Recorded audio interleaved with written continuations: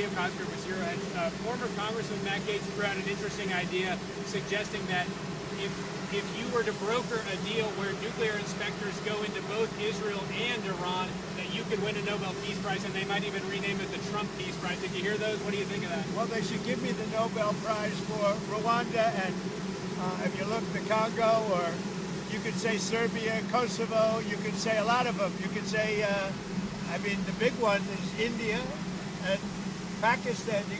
I should have gotten it 4 or 5 times. I should get it for the I would think the Abraham Accords would be a good one too. But what do you They think won't of that give me a idea? Nobel Peace Prize because they only give it to liberals. Would you support Iran being able to have nuclear, or would you support Iran being able to have civilian nuclear energy capabilities up to 3.76%? You know, they're sitting on the top of one of the largest piles of oil in the world. I just don't know why they need that for civilian work. You know, it's one thing for certain countries to say, hey, I want to have a certain amount where I could go nuclear a little bit because we need it for electricity, we need it for air conditioners, etc.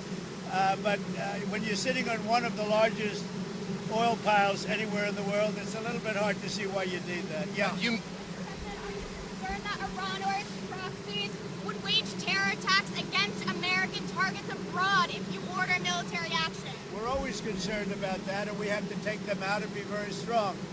You're even in danger talking to me right now. Do you know that? You are in danger talking to me right now. So I should probably get out of here, but you guys are actually in danger. Can you believe it? One more, Mr. President. Is it still your expectation that NATO countries spend 5% of their GDP on defense spending? Well, I think they should do that. I don't think we should, but I think they should. We've been supporting NATO so long. In many cases, I believe paying almost 100% the cost. So I don't think we should, but I think that the NATO countries should, absolutely. And if a country like Spain decides not to? Well, NATO's going to have to deal with Spain. Spain's been a very low payer. They were always a very low payer. They were either good negotiators or they weren't doing the right thing. I mean, I think Spain has to pay what everybody else has to pay. Spain has been notorious for low pay. You know who else was a low payer, just about the lowest? A place called Canada. Because Canada said, why should we pay when the United States will protect us free? And they've been right about that. ICE. On Russia, Ukraine, you've been making progress towards a peace deal, but I don't know if you know this, but Lindsey Graham and Mike Pompeo were there on the ground in Ukraine, seemingly doing the opposite, trying to provoke the Ukrainians to keep fighting. What do you think of that? Well, we're going to see, and people have to be very careful with what they say. They've got to be very careful with their mouth, because their mouth can get them into a lot of trouble. One more. ICE. ICE has said that they're trying to arrest up to 3,000 individuals a day. There are some communities that are saying they are fearful of being wrongfully detained or separating some families, even if they're undocumented.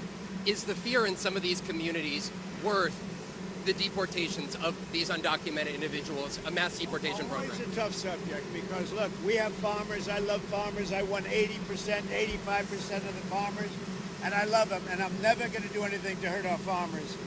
And you could also say the leisure business, etc. There are some businesses where you have a disproportionate amount of people that are the people that you're talking about.